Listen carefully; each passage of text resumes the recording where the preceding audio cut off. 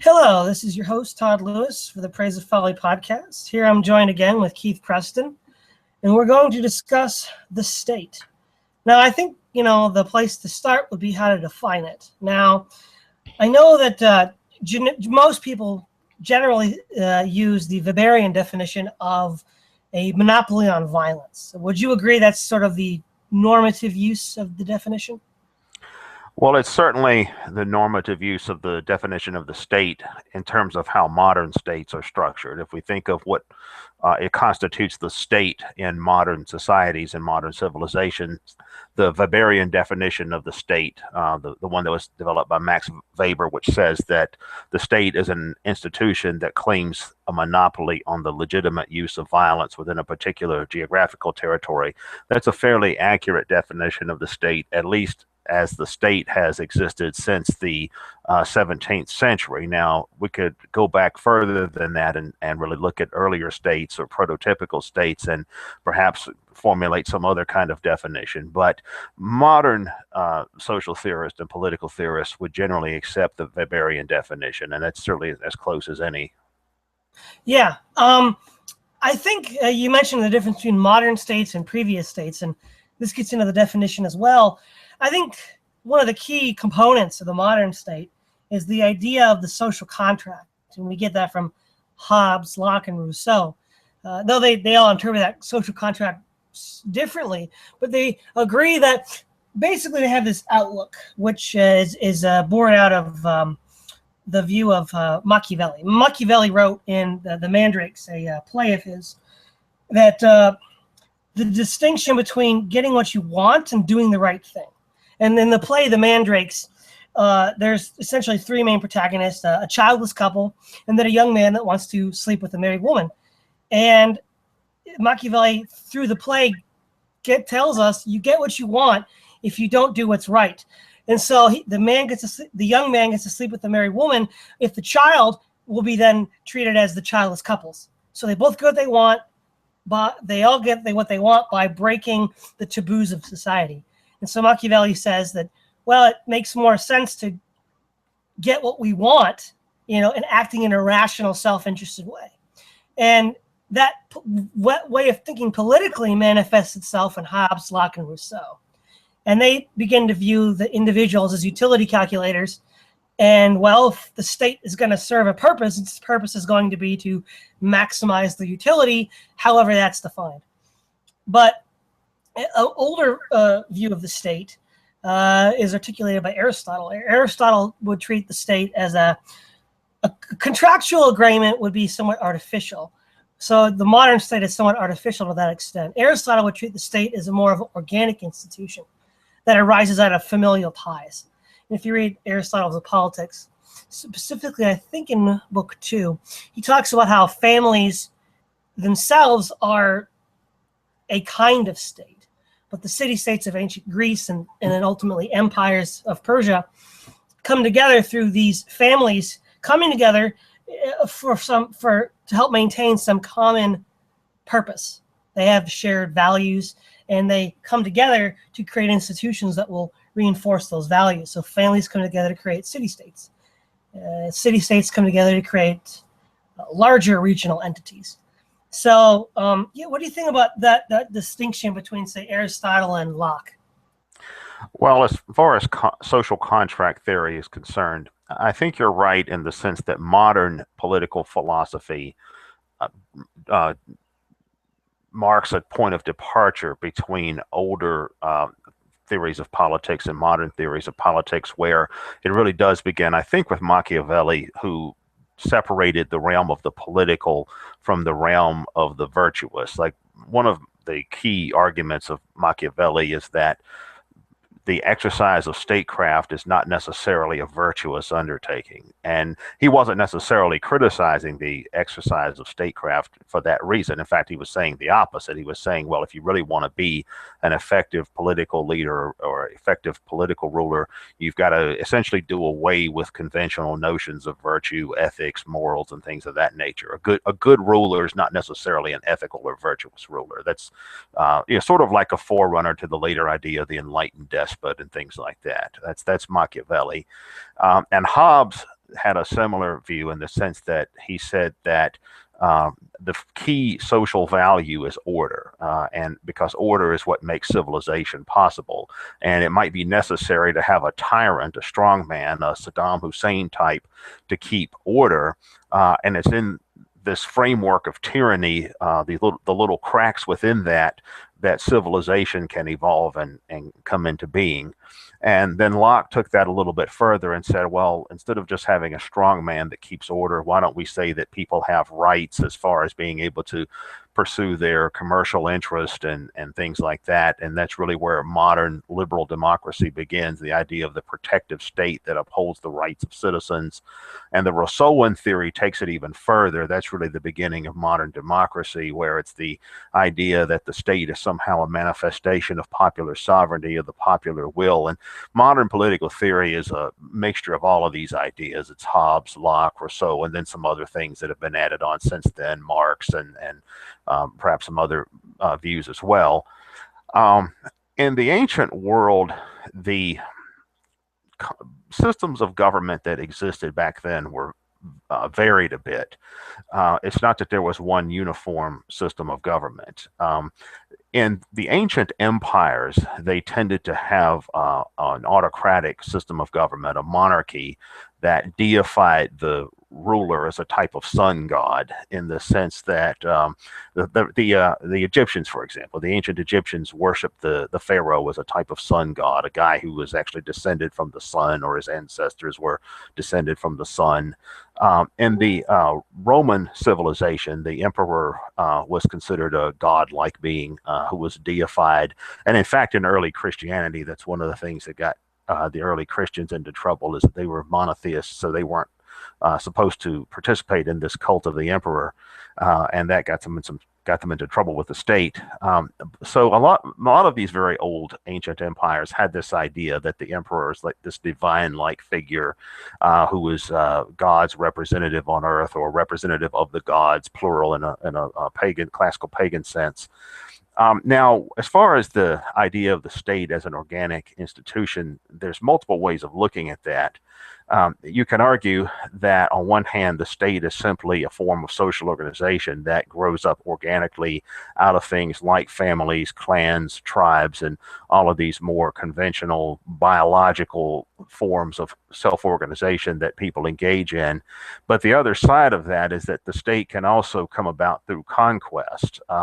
And these ancient empires like Rome, like Babylon, like Assyria, like Persia, like Sumeria, like Egypt, all of these ancient empires were formed largely through the creation of a leisure class, and that is that you had a system that evolved in society that was more rigid, more stratified, and you have an elite at the top that essentially lives off the labor of the common people.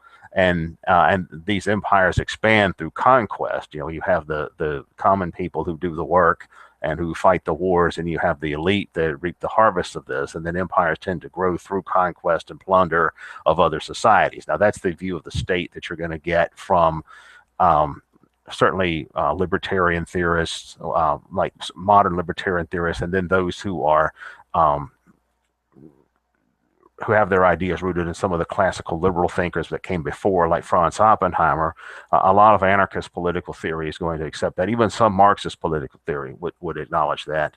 But there's another point of view, though, that views the state as this organic institution that arises out of more natural forms of social organization. I think that both of those points of view have their place, in the sense that we could argue, depending on what we want to define the state as being, but we could argue that social organization comes out of families, communities, clans, tribes, and more organic forms of social life. Or we could argue that the state comes from plunder and conquest of some groups by others. And it probably depends on how you want to define the state in terms of what the functions of the state actually are. If you say that the functions of the state are to protect an artificially privileged ruling class that largely supports itself through plunder and conquest, then you're going to have to take one definition of what the state is. If you want to say the state is an organic institution that arrives out of natural community life, you're going to have to take the other definition. And I don't know that either side is entirely correct. I think there's something of a fine line there, a type of continuum where it's not a matter of either or. It's there's a little bit of both that we can find in a lot of different kinds of societies. Yeah, I would agree. Even Aristotle made a distinction between the two.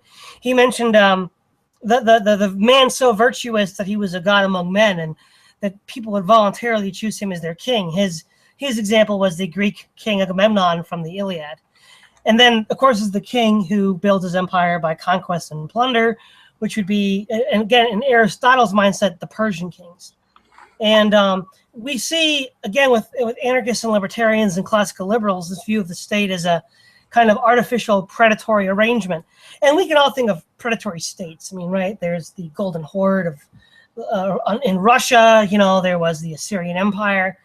But on the other hand, though, there are states that I think are more organic. For example, something like this is quite common in history. In Judges 11, Jephthah, one of the judges of Israel, was cast out of his hometown of Gilead. But he was a very good warrior, very skilled in battle. And when they were attacked by the Ammonites, the Gilead invited Jephthah back. And he says, well, hey, wait a minute. You just kicked me out of the city. So here's the deal. You make me your king and you make me your leader, and I'll fight for you. And they said, okay, sure. If you protect us from these foreign invaders, we'll make you our head. Now, I don't really see it as either or. It's really both and. I mean, we have predator states. We've seen them, usually built by the nomadic peoples like the Mongols and the Turks. Or we also see these more organic states where people come together, like the Greek city-states. You think of like a Lycurgus or a Solon. They weren't conquerors. They were kind of like sages that gave advice to people, gave, if you will, commandments, if you will, and people followed that. They through the charisma of their leadership, they built a following. And so it's kind of a both and thing. And furthermore, a state can form organically and yet still become an artificial exploitative class. You might have, for instance, I can't think of any historical examples right now, but you could easily imagine a class of maybe a warrior caste that was invited or asked to lead a country to protect it from their enemies. But as they gain wealth and power, they don't fight as much as they used to. They don't provide the service they were agreed to serve. And they end up then, because of the wealth and power due to their military victories, they then shift, say, well, fighting's hard, fighting's dangerous. Why don't we just do something else, but keep our privilege? And so it actually evolves into a predator state. And this kind of distinction can be seen in Augustine's The City of God. He talks about Alexander and the pirate is the famous allegory of his, where he says that the pirate says to Alexander, you plunder the whole world and you call me a pirate and I only plunder a few islands. And the point was, well, you're just what I'm doing, but you're just bigger. And Augustine said that, yeah, I mean, that can happen. And what differentiates that kind of state from the state that's organic and good is virtue. The Aristotle reply agreed as well. A state that is set up to encourage virtue amongst its citizens and its leadership is a virtuous and hence good state, and therefore organic. And a state that's interested in plunder, avarice, and things like that would be the pirate state. Well, yeah, I think that it's certainly necessary to differentiate between different types of states, because it's not true that all states are inherently the same. For example, if you look at states around the world today, it's not the case that Liechtenstein or Switzerland are comparable to North Korea. That's apples and oranges there. So one of the arguments that statists will use to defend their point of view is that, well, it's not so much the existence of the state that's the problem as much as what kind of state you have. And they will argue, well, it's no different from families. You can have families that are where you have parents that are conscientious, well-intentioned, parents that try to do the right thing as best they can. And then you have other families where the parents are dysfunctional or negligent or have mental problems, or there's serious dysfunction like domestic violence and drug abuse, alcoholism, and things like that. And I think that there's something to be said for that argument, in the sense that not all states are necessarily as predatory as others. But there's also the question, though, that arises as well: how do you go about determining legitimacy? I know in our discussion last week, our panel discussion on economics, we touched on that a little bit. But there's this question of what constitutes a legitimate political system and what doesn't. Is it simply a matter of popular consensus? Is it a matter of some sort of rule of law? Is it a matter of having elections every so often? And there are polarized extremes on that point of view as well. There are people like Carl Schmitt, for example. Carl Schmitt basically argued that what legitimizes a state is A, the ability to maintain power, and B, acclamation. That is, if they can gain the support of most of their subjects, or enough subjects to keep from falling politically, well, that's good enough. And by that token, a state doesn't have to be democratic or have any system of public accountability other than just, tacit support. The other point of view says that no state is legitimate. There's the Rothbardian point of view that says inherent states are inherently based on coercion and aggression, and therefore that delegitimizes all states.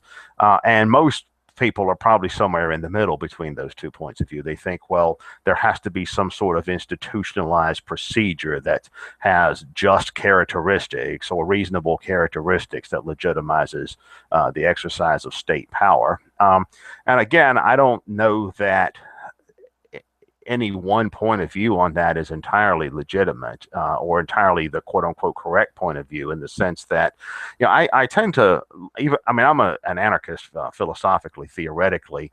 I lean towards the view that a social system, a political system that performs well most of the time, ought to be given the benefit of the doubt if it occasionally failed. You don't necessarily want to have a riot, over every social conflict or political conflict that arises, or, because then you'll have a chaotic society where there's no stability, and there can't be any economic development in a situation like that. And there can't be any cultural development. In fact, one of the reasons that some of the Asian and African and Latin American countries are more underdeveloped economically than some of the countries in the northern hemisphere has to do with the fact that there's been a lot more instability in some of those places. Like in Bolivia, for example, I think they've had something like 150 coups and revolutions in their history. And a lot of the African countries have had problems like that as well since the decolonialization period.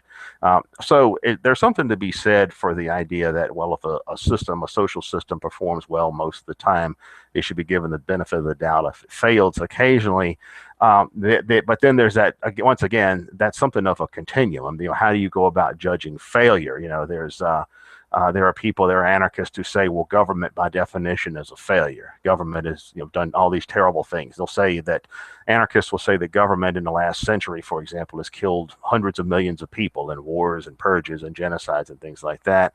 The other side will come back and say, well, yeah, but that was only certain types of government. That was totalitarian governments, or that was governments that were guided by fanatical ideologies or apocalyptic or messianic ideologies. But I think that, once again, a good rule of thumb is a type of continuum. I don't remember if I mentioned this on a previous podcast or not. I believe I did, but we could measure it in terms of a 0 to 100 scale. And we can say that, in terms of government tyranny, something like North Korea is a 0 in terms of being an awful system. And then we could go all the way up to 100, where, pure Rothbardism is total anarchism and some kind of utopia, or total Bakunanism or Proudhonism. But most societies are somewhere in the middle. Yeah, I would agree. Now, one of the interesting points, and this gets again to the definition of the state, is anarchists. You correctly point out, would argue the state is aggressive. It's institutionally aggressive, and that's why it's by default invalid. And again, how do you define aggression? ANCOMs, ANCAPs, mutualists all have slightly different definitions of aggression, but within the anarchist tradition, one consistent theme is voluntarism, the idea that my choices are voluntary. I mean, Bakunin on authority sounds very similar to Rothbard. The idea that, you know, as long as I consent to an authority figure, it's legitimate. But if I don't, it's not legitimate. Now, you see, here's the problem. If you're going to say the state is illegitimate because it's always, quote unquote, aggressing against you, aggression in the sense that you're not making all your choices voluntarily, then you'd have to abolish the family too. Because children, all up until a certain age, all of their choices are made without their consent. So the family, by definition, is the institution of aggression, which is what many ANCOMs would say. But it's even worse than that, because any adult management over children, whether it's a collective, you know, nursery or an individual family, would be non-voluntary and hence non-anarchistic. And so you ultimately, if you want to take anarchism to its logical conclusion, you have to abolish the family, which would lead to which would be suicidal, because children, of course, at, you know, the age of maturity is different for different people. But, you know, a person cannot reasonably be expected to meet his own needs until maybe the age of 18. Prior to that, he's not really physically or mentally capable of doing that. So the choices must be made by another. So you can't, you know, the idea that, well, if my choices aren't voluntary, it's aggression, doesn't really make any sense, because if you apply that consistently, you'd have to abolish the family, which would mean you couldn't even help children, because if they can't consent to it, then by telling them what to do is an act of aggression, then the next generation would just die, because children, you wouldn't help them, feed them, clothe them, tell them what to do, because that itself would be an act of aggression. And so this is where I think the organic definition of the state makes a lot of sense, is the idea that, well, okay, families have non-consensual arrangements that most people accept to be valid, and if you don't, then it's not really a reasonable position to hold, because human life would cease to exist. Then by implication, the state is not a priori illegitimate. Now, granted, how much of your choices can be voluntary? Of course, as you get older, you have more responsibility, and you've proven yourself responsible. You should have more choices. And, you know, a parent should give a child more choices as it gets older. And one could argue that a state is illegitimate when it takes too many choices away.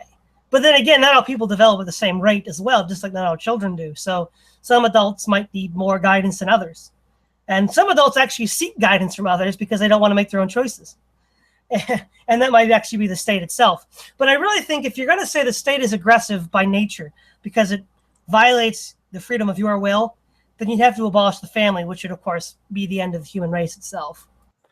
Well, the question of the family and children is one that anarchists and libertarians have never really agreed on. You're right in the sense that there are certainly some anarchists of the left, and I've come across some libertarians that believe this as well, who argue that the family is essentially illegitimate in the same sense that they believe the state to be illegitimate. In fact, I've even seen articles written by anarchists and libertarians saying, you know, no states, no fathers, or something like that. There are, you know, everyone agrees that we have to have children in order for the species to reproduce. Now, there are also people who don't believe in that. There's a movement called the anti-natalist, I think is what they're called. And these are people who believe that the human race just shouldn't reproduce itself for whatever reason. You know, it's bad for the environment or whatever.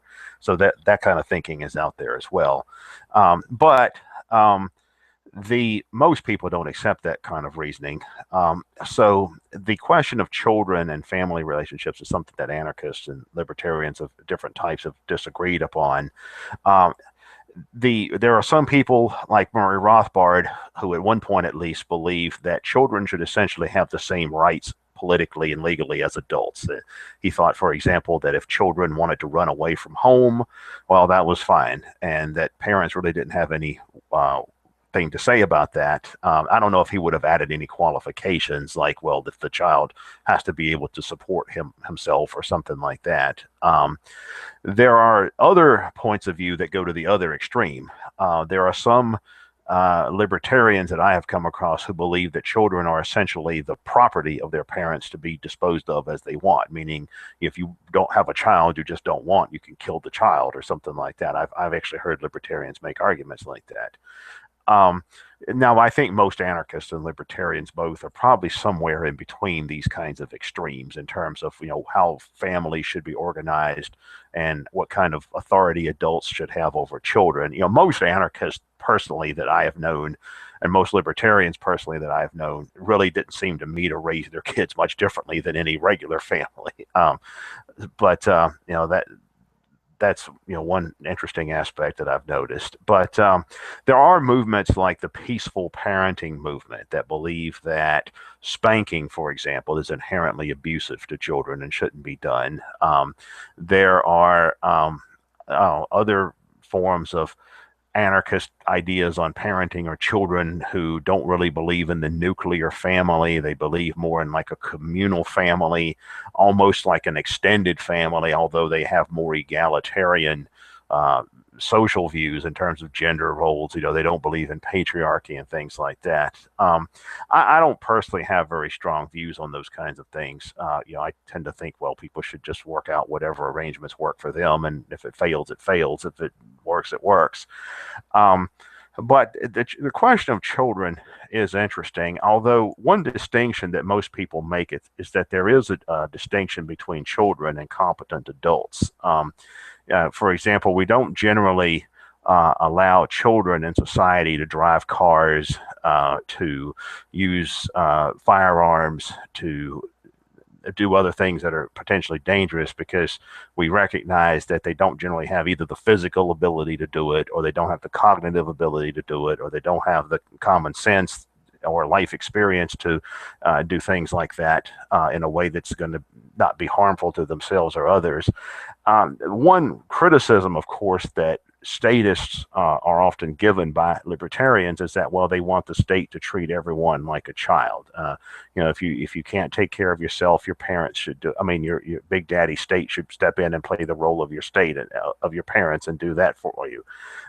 And there are a lot of issues like that. A lot of times that debate comes up. I tend to be personally less worried about that. In terms of more from a practical level, I look at it like, when I look at political conflict, what I see is mostly individuals and groups with contending interests, striving for power based on their own needs and wants and desires, and including their own conflicting views of what virtue is and what a good society is and what the good life is. Some people, when it comes to their political and cultural and social values, are motivated by pure self-interest. They want lower taxes because it's going to put more money in their wallet, or they want universal health care because they don't like paying insurance premiums, or they want stricter environmental laws because they just think trees or whatever are aesthetically pleasing. So there are some people who are motivated in terms of their social values by sheer self-interest, or by the interest of their preference group, of their reference groups. They want whatever is going to help their kids, their community, their ethnic group, their religious community. Then there's other people who are also motivated by ideology or by ideals, and that could be religious beliefs, it could be political ideologies. For example, if you look at the emphasis on social equality that you find among a lot of people on the left, you see that this has a quasi-religious character to it. They believe, for example, that racism is not just something they don't personally like; it's this great moral wrong. It's this grave moral abomination. Many people in the pro-life community have a similar view. They say, well, abortion, it's not that we like this, babies or whatever. We think abortion is a grave moral wrong. And there are people from all sorts of backgrounds and belief systems who argue this. And where the conflict comes in politically is you have so many different groups, movements, individuals, ideologies, philosophies vying for control of society, and some are going to win at the expense of others, and ultimately some people are going to rule over others. And the question then becomes, well, the people who are being ruled over, how much are they going to take? Most people will probably take right much rather than actually engage in a revolt or something like that. At the same time, it eventually gets to the point where people say, well, we've had enough. We think we're being put upon more than we're willing to tolerate, and that's how conflict emerges.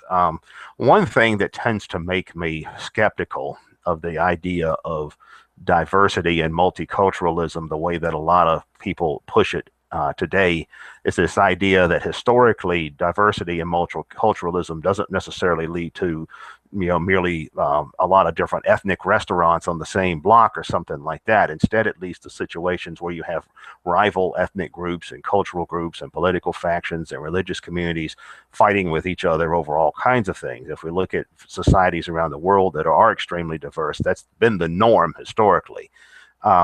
And whether the question, I guess, of whether it has to be the norm is an interesting question.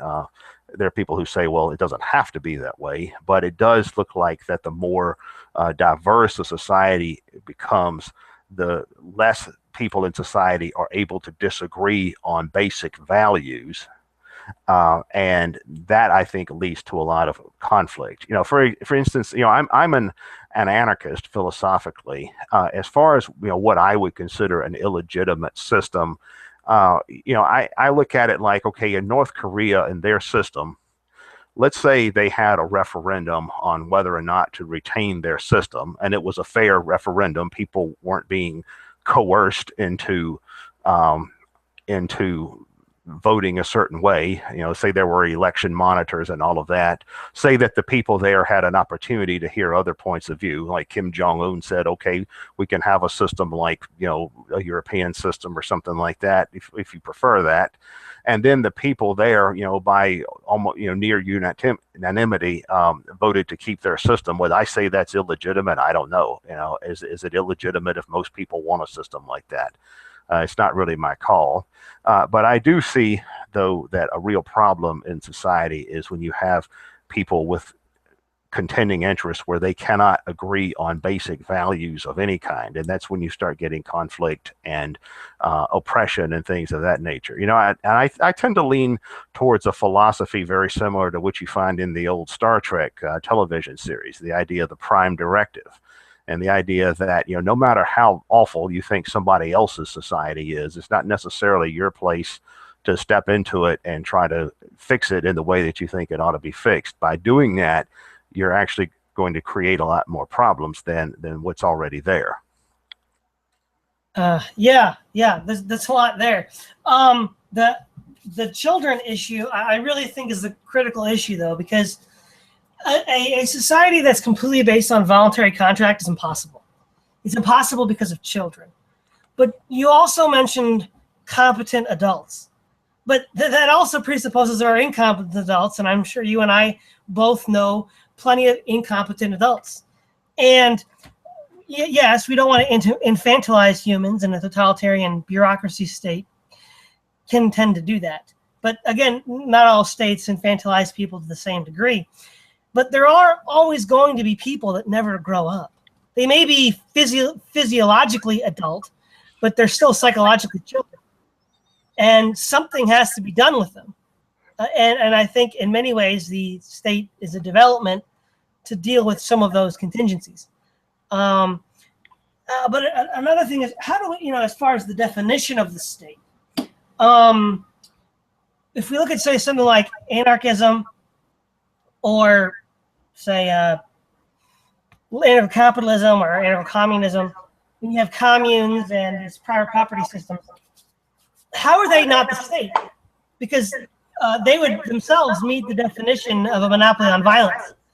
If you have Chomskyville in one area and some skinheads and Islamic fundamentalists want to, live there, they'd probably say hit the road. But what's the monopoly of violence. They're going to use violence to protect their property.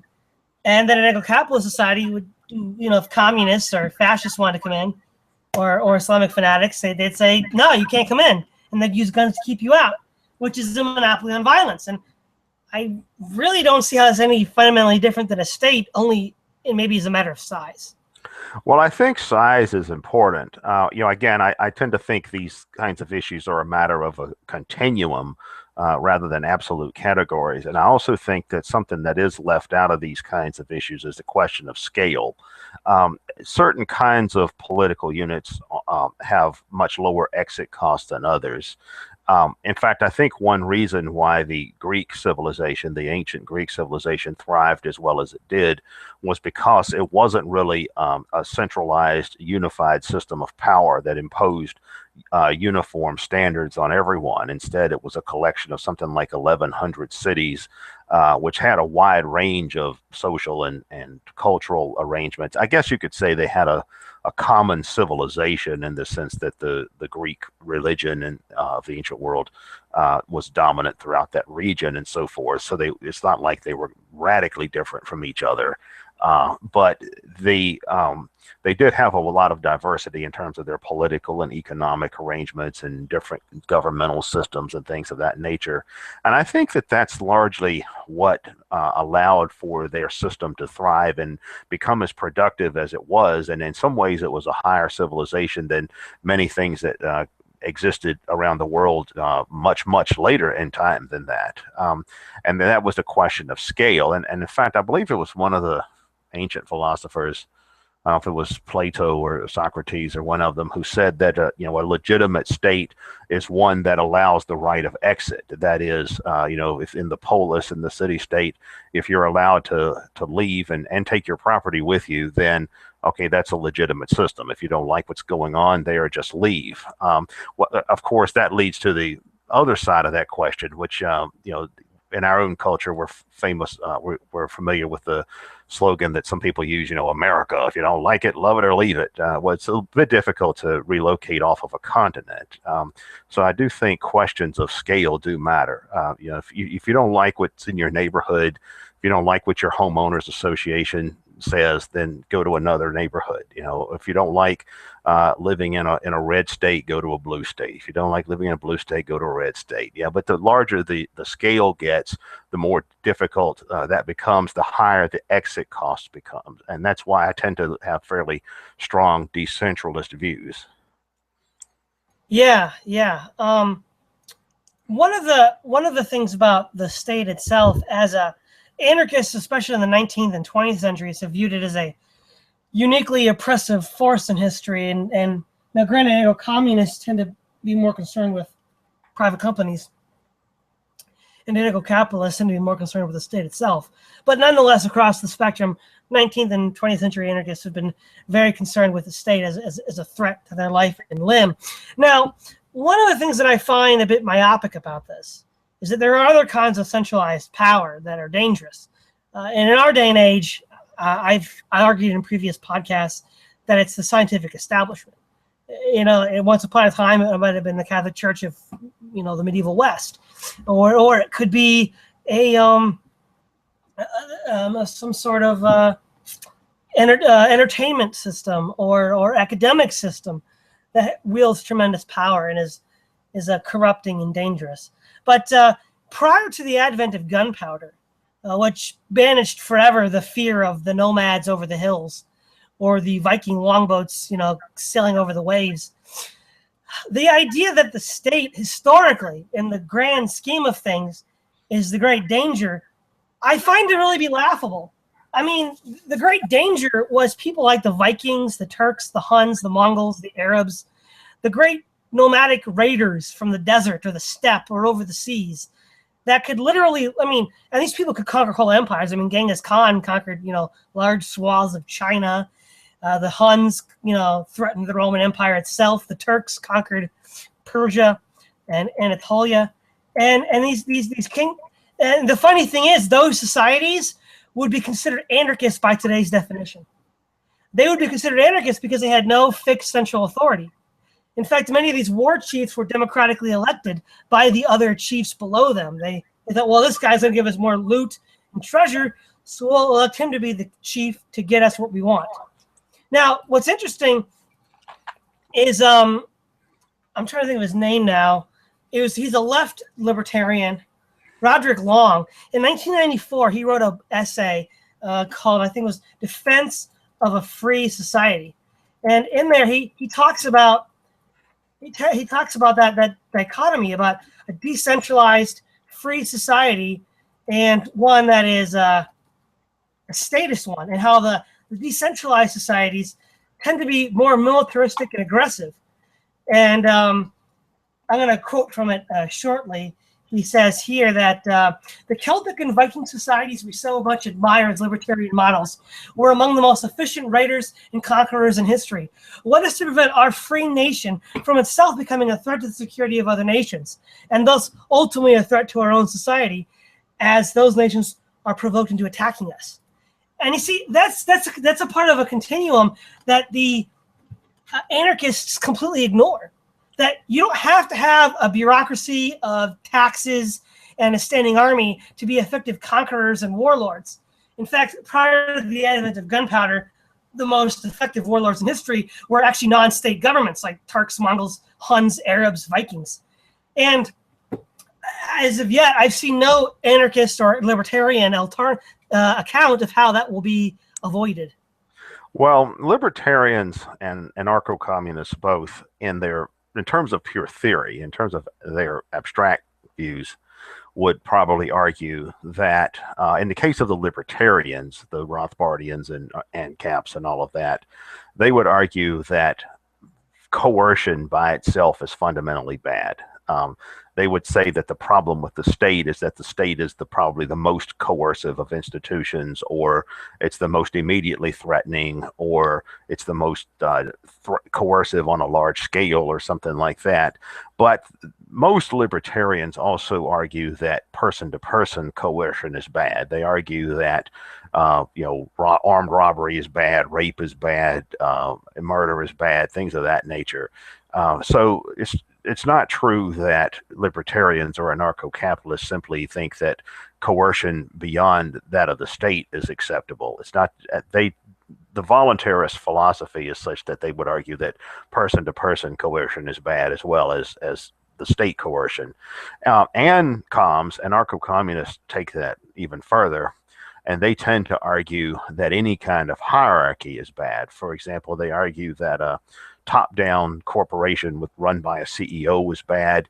Some of them think that the patriarchal family is bad.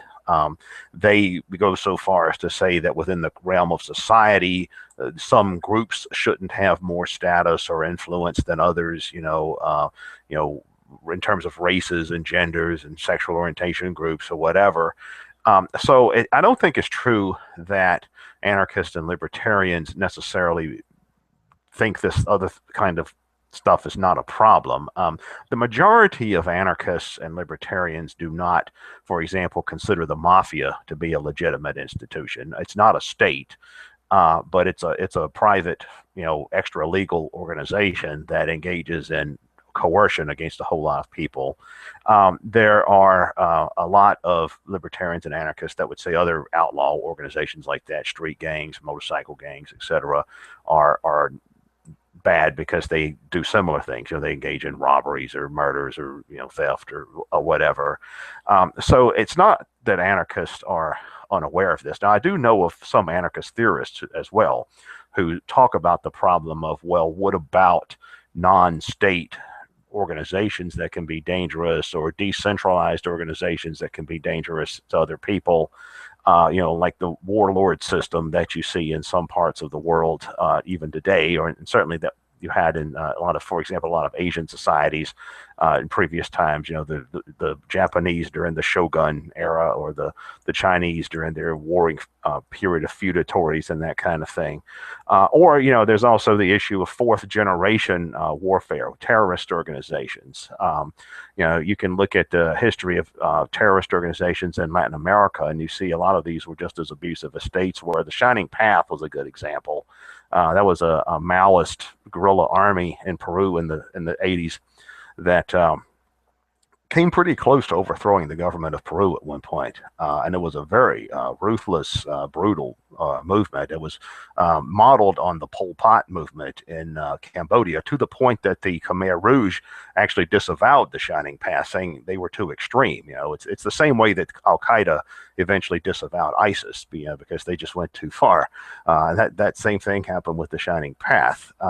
So it's certainly possible for extra legal or non-state organizations to engage in coercion or oppression. And now a lot of anarchists, a lot of libertarians will get around this question by saying, well, those become states when they start doing that. For example, they would say that during the war in Peru, in the territories that the Shining Path controlled, well, the Shining Path was the state. Or they will say that the mafia is a de facto state within a state, or an aspiring state, or something like that. Or they'll go the other way and say the mafia is really the creation of the state, because because the mafia monopolizes black market activities that have been prohibited by the state. That's another argument I've heard some people use. But I do think, though, that your point is a valid one, in the sense that aren't we really just talking about basic human problems here? Aren't we talking about problems like the fact that some people are simply aggressive personality types, and some people just find it in their interest to go out and rob or steal or kill or plunder or pillage and things like that. So and then of course there's a question of, once again, of the subject of this program: what is the state? What are we talking about when we talk about the state?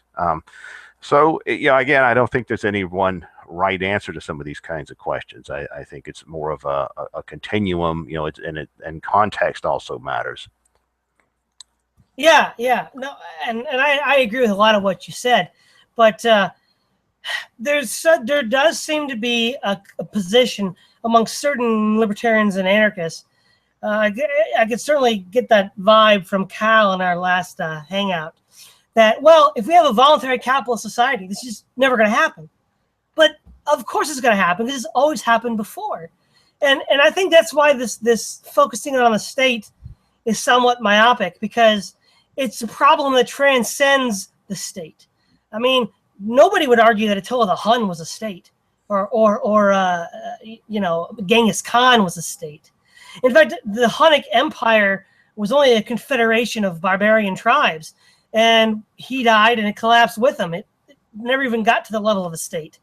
I mean, any point before the advent of gunpowder, if you were to tell somebody the state was the greatest threat to their life, they'd laugh at you. They'd say the greatest threat to their life is not the state, but the barbarians outside the walls. And only with the advent of gunpowder were the sedentary peoples able to destroy these barbarians. And now that they're gone, we tend to realize, oh, now we look at the state now because it's the only credible force. But with the rise of fourth generation warfare, as you pointed out, the pendulum is beginning to swing in the other direction. Genghis Khan would be considered a non-state actor by today's definition, as would Attila the Hun.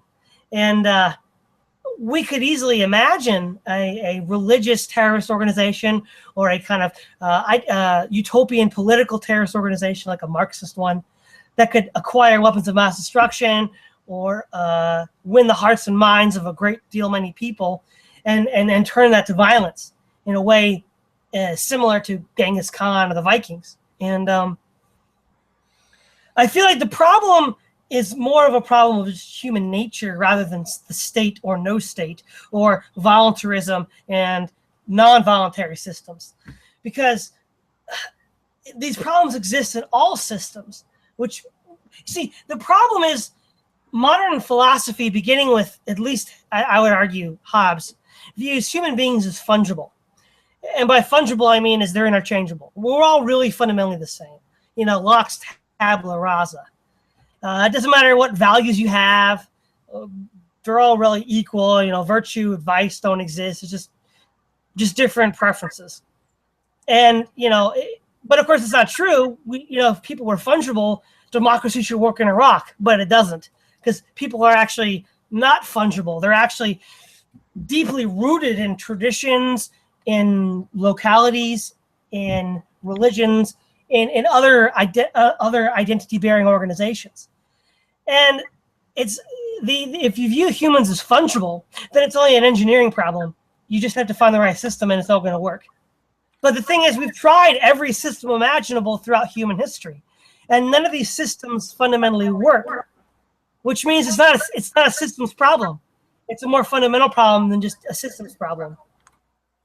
Well, I think you have a point, in the sense that a lot of philosophies will claim that what you really need to get an ideal society is to have the correct set of social arrangements and social institutions. That's a system of thinking that goes at least as far back as the Enlightenment and probably further back than that. And that is the idea that, well, what really matters is that we have, either enlightened rulers, or, we have an elite that can be trusted with absolute power because they've been enlightened by ideology, or we need to have the correct set of social institutions that will provide the incentives that people need to be good, or some variation of that theme. And you see that in utopian philosophies a lot. I heard a lecture once by Michael Parenti, who was an American Marxist. And he was talking about how a former East German ambassador from communist East Germany, the GDR, the German Democratic Republic, was a friend of his. And the ambassador was lamenting a lot of the social problems or political problems they had in the GDR. And Michael Parenti said this guy told him, this was the East German ambassador, he says, we always thought that if we built a good society, we'd have good people. And the idea was, of course, that the good society, as they defined it, was a communist society. And they figured, well, okay, we've got a utopian communist society. Everybody's going to be, quote unquote, good. But human nature reasserts itself eventually. Another thing I've heard a lot of leftists say, when I was in academia, I heard this a lot. I knew a lot of left-wing academics who would say, well, there's really no such thing as human nature, meaning that human nature is just totally elastic, and there are some hardcore leftists who take this to serious extremes. I think Mao Zedong used to say, well, there's proletarian human nature and there's bourgeois human nature, that, meaning that it's like he thought different social classes were almost like different species or something like that. Which is a fairly extreme point of view, which ironically is similar to the kinds of ideas about race that people on the far right have, where people of different racial and ethnic groups are considered to be almost like different species. But I think, though, that there are certain basic qualities about humanity that don't really seem to change a whole lot. I mean, human beings tend to be self-interested creatures. Their nature is to look out for themselves first. Their close associates, reference groups and friends, neighbors, family, etc. second, and they look out for larger groups third, or society as a whole last. And even people who claim universal values tend to be like that. I mean, I've known very few people, for example, who would on one hand claim that they were citizens of the world, but then think that the needs of children other than their own are more important than their own children's needs. I mean, if people really believe that, then why do they bother feeding their own children? Why don't they ration the food that they give to their own children and send the rest of it to starving children in Africa or something? I mean, nobody really does it. Maybe somebody somewhere does that, but that's certainly not the norm. Even among people who claim to believe in universalism and egalitarianism, and we're all citizens of the world and that kind of stuff. So I think human beings do have at least a basic nature on some level. And again, I think it gets down to the fact that some people, different people, different communities, different tribes, if you will, have different values that come into conflict. I'm not necessarily somebody who thinks that all values are necessarily equally valid either.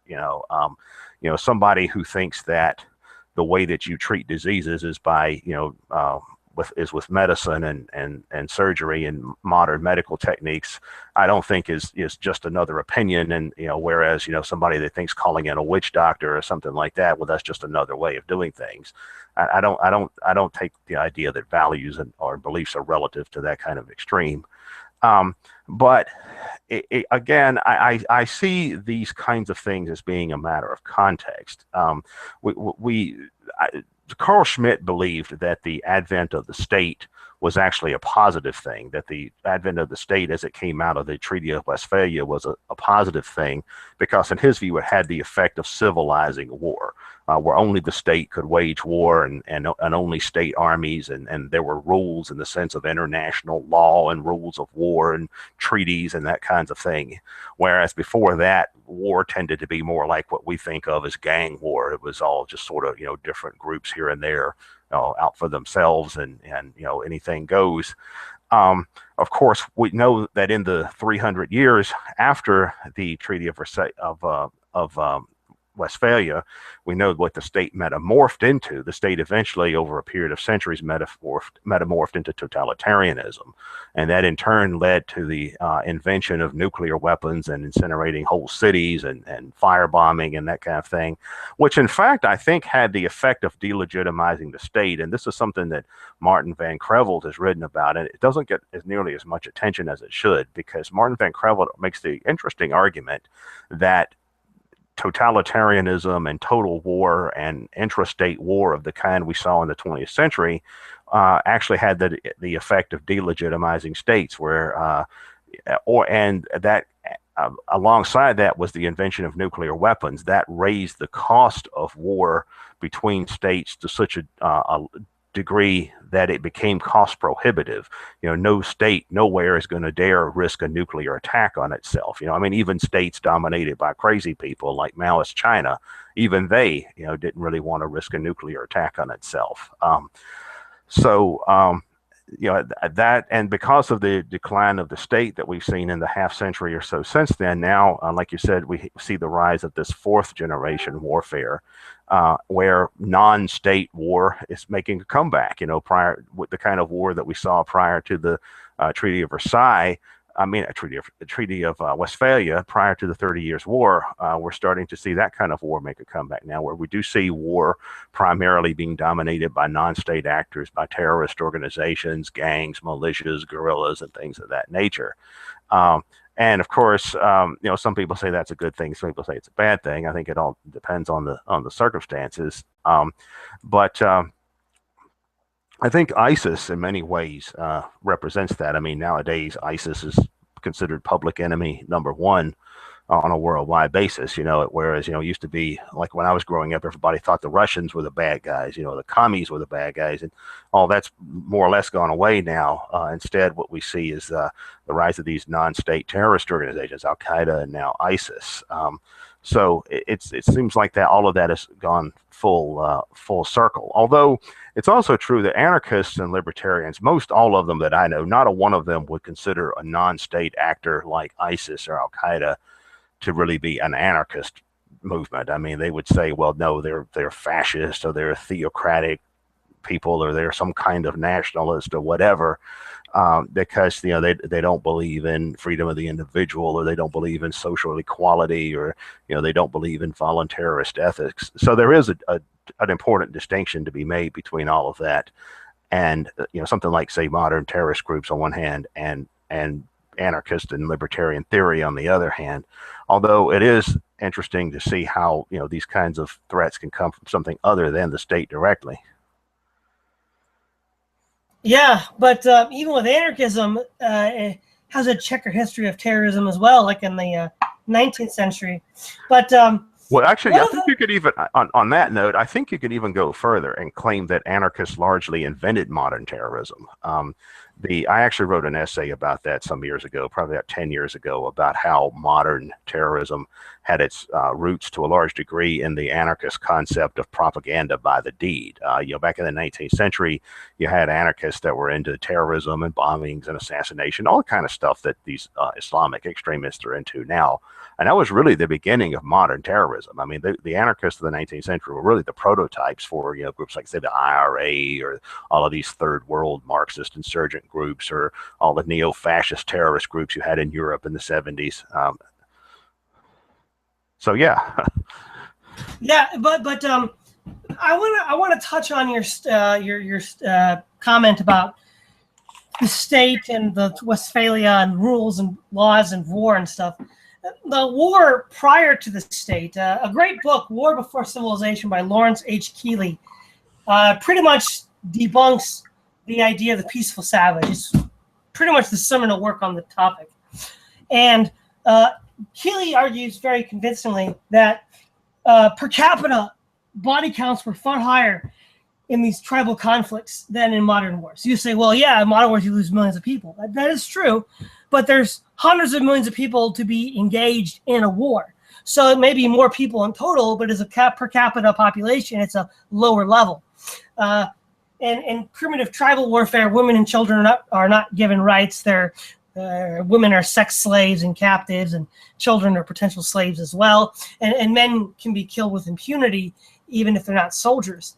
And I think it's a historical fact that after Westphalia, the state did produce laws and sort of unspoken regulations that limited the carnage of war.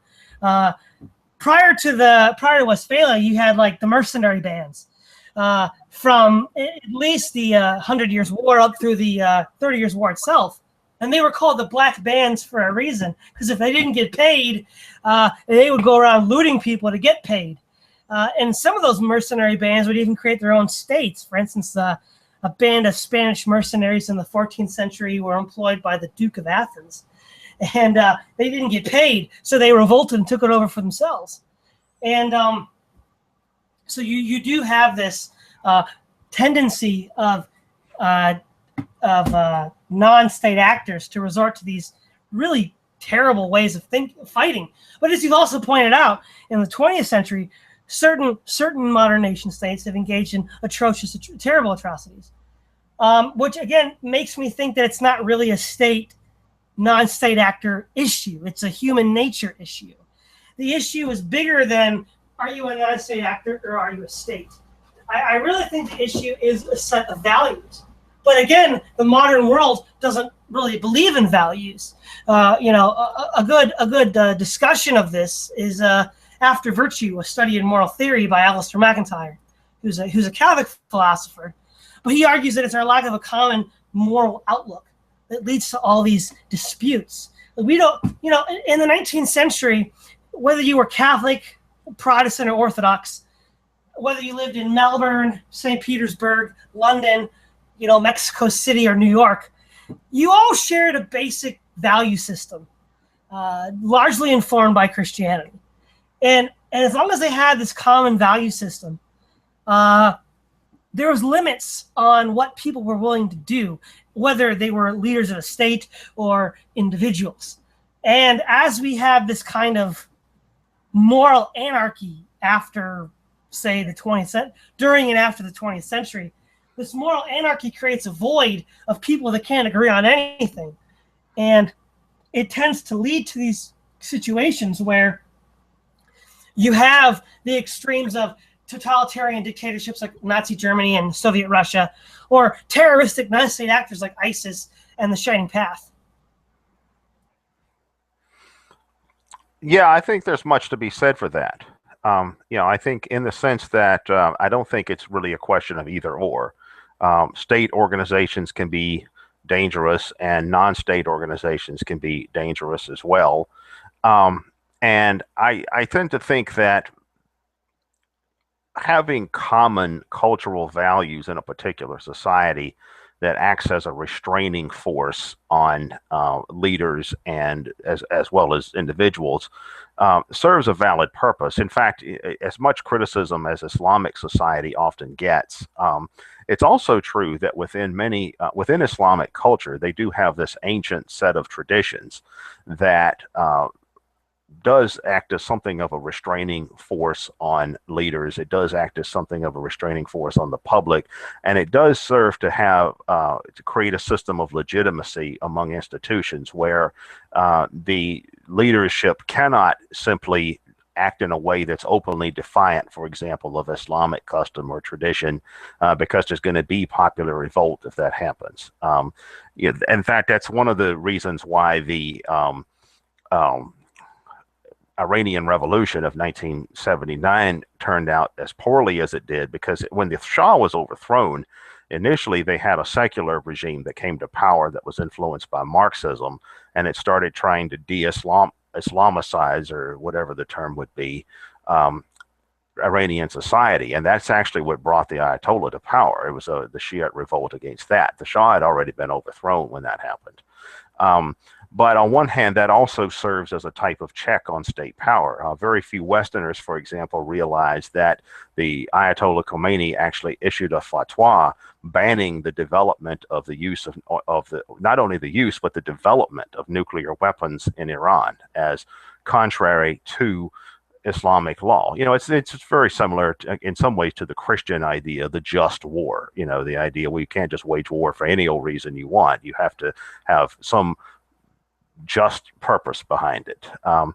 And I think that a problem with modern states is that they do tend to be ideological states, in the sense that they have these messianic utopian ideologies. Whether it's communism, whether it's Nazi racial theory, or whether it's even Western liberal universalism. It's all of these ideas tend to be based on this idea that the rest of the world is not merely different, they're wrong.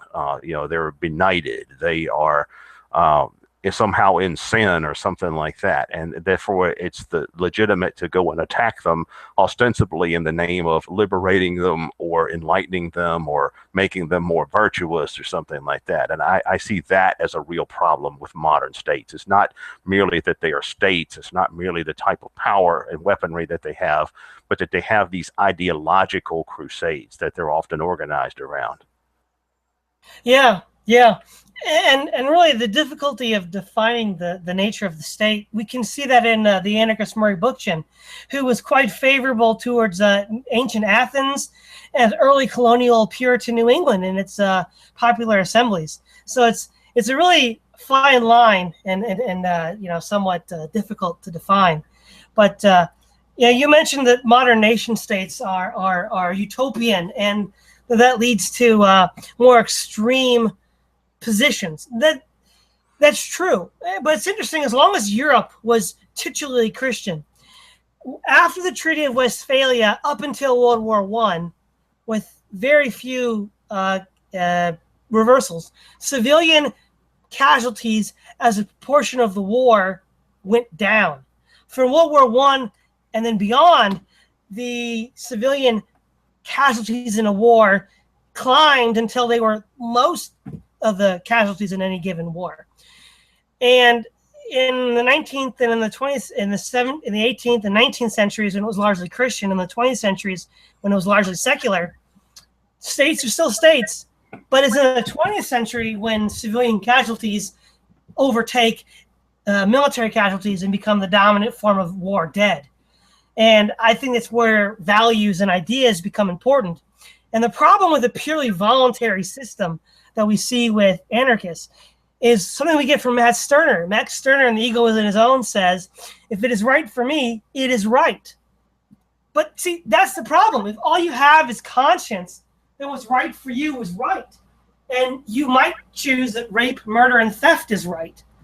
And if you have no authority outside your own conscience, then that is right for you.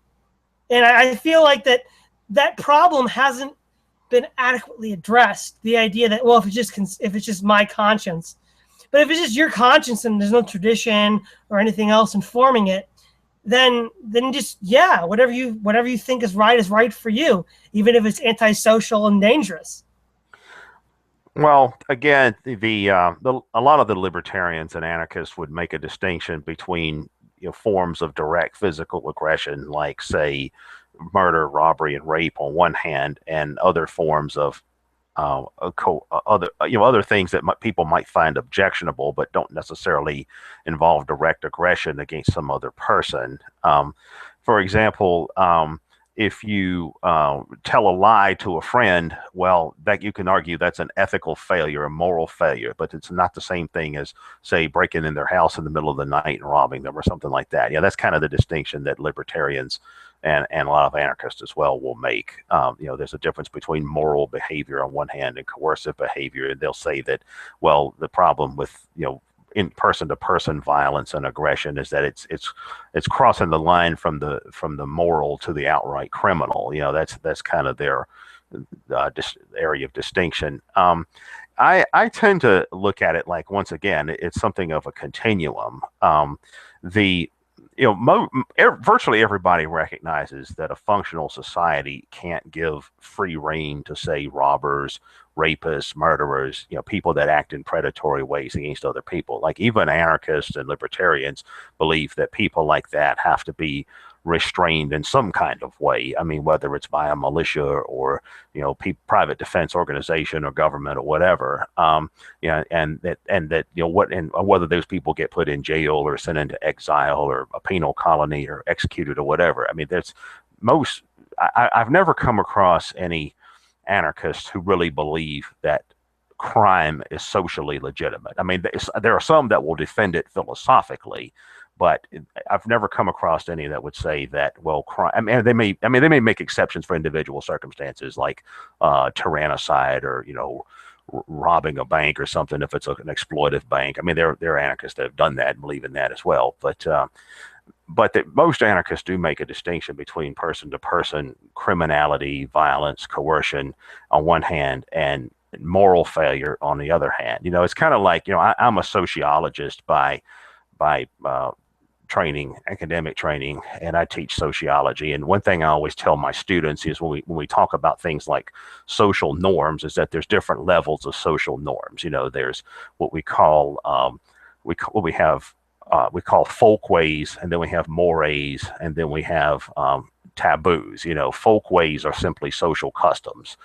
You eat with a knife, fork, and spoon as opposed to chopsticks or something like that.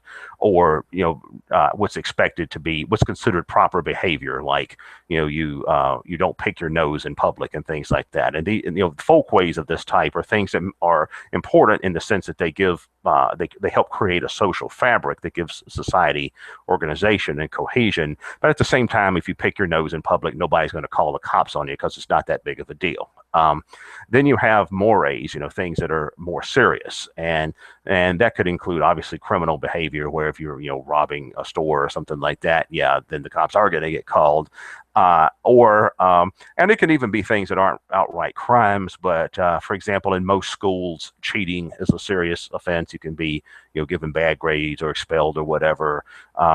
In our own culture, adultery is not considered a criminal offense, but it is grounds for divorce, and that in turn can lead to conflicts over things like alimony and child support and child custody and things like that.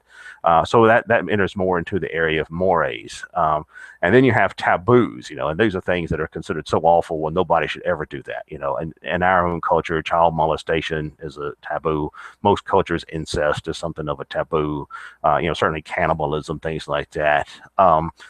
And so I think all of these things serve to a certain purpose. The idea that we have folkways, we have norms, we have folkways, we have mores, we have social taboos that create a type of social cohesion that's not necessarily rooted in the decrees of the state, although it may overlap with public law. But it's more than that. It's a shared set of norms that give organization to society. And it doesn't even have to be things that involve making a moral judgment. For instance, for example, when in the United States, we have the custom of driving a car on the right-hand side of the road, but if you go to England, they drive on the left-hand side of the road. Well, it's not that it's really better or worse to drive on the left or right-hand side of the road. It's just, it's just good to have some kind of norm. Well, okay, you either drive on one side of the road or the other, and that way people don't have head-on collisions. It's just a practical consideration. And I think that most controversial social and cultural conflicts are best approached in that kind of way. One philosopher that influenced a lot of my thinking was William James. He was a 19th century American philosopher, and he was a pragmatist. And he had this idea, we have to, first of all, consider that most people adopt whatever beliefs and values serve their own interest and their own community of origin, or they go by whatever their parents taught them or their school taught them or community taught them or something like that. So we have to understand that most people are inclined to adopt whatever values that serve their own needs, first of all. But we also have to understand that people have incomplete knowledge. People are just as likely to be wrong as they are to be right. Therefore, we need to have a fair hearing for other points of view. We need to have some overarching sets of values that encourage decent behavior between individuals, even when there are disagreements about other basic values.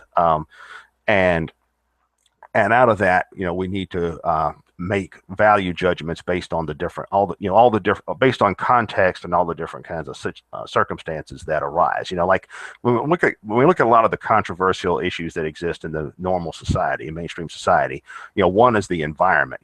I'm not really that big one way in any particular direction on environmental issues because it's just not a subject I know a whole lot about. I'm not a scientist and I don't know much about the relevant scientific fields. Like for example, when it comes to the question of global warming, climate change, whatever, I've noticed both sides constantly accuse each other of corruption. The pro global warming, anthropogenic global warming people, they say, well, the other side is just all motivated by greed and they're all on the payroll of the fossil fuel industry and that kind of thing. Then the so-called climate change deniers will say, well, the other side just want to use climate change as a pretext for expanding government power and enriching private interests that make alternative sources of fuel or empower environmentalist organizations, or they're just fanatics that believe in a type of religion that amounts to nature worship, a type of almost like animistic religion. And then the other side will come back and say, well, the other side doesn't believe in having any respect for nature. They just believe in human domination of nature over, as opposed to an organic view that has humans as a part of nature. But I would tend to look at it like, okay, well, what are the actual scientific facts? I mean, what kind of facts can be gathered based on a legitimate scientific process and compared with one another and so forth. And that's how I would be inclined to approach an issue like that. All right. Well, I think we're just about out of time. It's been really good having you on tonight, Keith. If you have any final words or any plugs you want to make, feel free to make them now. Yeah, feel free to check out our website, attackthesystem.com. One thing that we do at Attack the System is that we try to address some of these issues among anarchists and libertarians that don't get addressed a lot of the time, or they get swept under the rug. You'll find that our approach to anarchism and libertarianism is somewhat different. It's not just about excommunicating people for being, too capitalist or too communist or too fascist or whatever, all the different labels that different types of anarchists and libertarians like to put on each other. It's more about having open dialogue and finding more common ground and exploring what ideas other philosophies have as well. So attackthesystem.com. You can also follow me on Facebook. I actually have two Facebook pages, Keith Preston and T Keith Preston, my first initial T Keith Preston. And then there's an Attack the System Facebook page as well. So you can check that out. All right. Well, this is your host, Todd Lewis from the Praise of Folly podcast, signing out.